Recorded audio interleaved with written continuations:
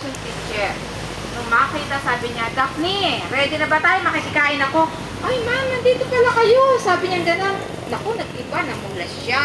At nag-iba ang kanyang, at napaiyak siya. Napahiya siya sa teacher niya.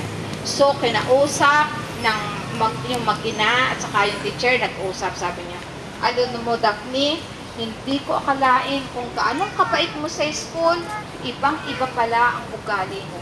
So, si Daphne ay nagsusuot ng maskara pag nasa school. So, tayo ba, siya sa atin, walang turo-turo, alam ninyo kung sino kayo. Kayo ba ay nagmamaskara? Opo. Okay, so talagang ipinapakita nyo ang inyong totoong katauhan. Pero, ang sabi ay mahirap magpanggap, di ba? Kuminsan, may tao na mabait pag marami nakakakita, pero pag siya nag-iisa, iba na ang ugali. Pag wala nang nakakakita, nangunguha na ng hindi kanya. Nagpapanggap din yun, di ba? Nagpapanggap. Sino ba ang nanunukso na gano'n? Pagtrabaho masama? Ang ating kaaway na si Satanas.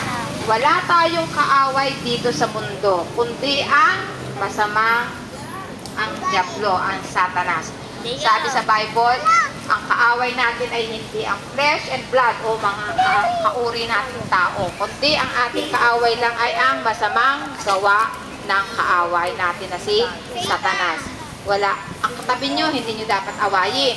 Mahalin dapat niya kasi tayo ay magkakapatid sa harap ng Diyos. Kaya kayo naririto para kayo ay matuto ng mga magandang asal, magandang kaugalian at makilala ninyo kung sino si Jesus sa ating buhay. Kapag si Jesus ay nasa ating puso, nasa ating katauhan, maiiba ang ating ugali. Diba? Maiiba ang ating karakter, maiiba ang ating pananalita. Kasi ang ating sinasabi ay kalugod-lugod sa Panginoon. Kaya ako'y umaasa sa mga inyo. Dati-dati, ang problema natin, yung saying bad words. Diba? Naglalagay tayo.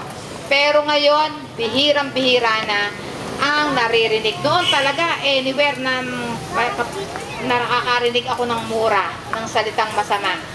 Pero marami na ang nabata.